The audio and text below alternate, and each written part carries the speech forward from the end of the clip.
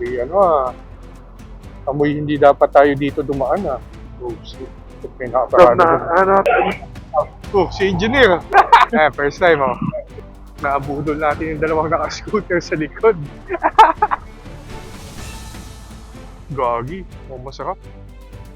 Saan silipin? Ilog. Ganda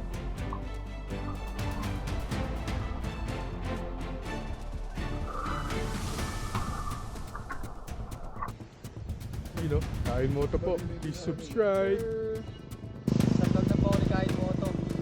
Kain mo to lang. Pinapanood ko lang po nang bata ako. Bossy! Duda ako dito Pero papunta naman, hindi natanggal. Ngayon lang naiba kasi may pampasalubong na.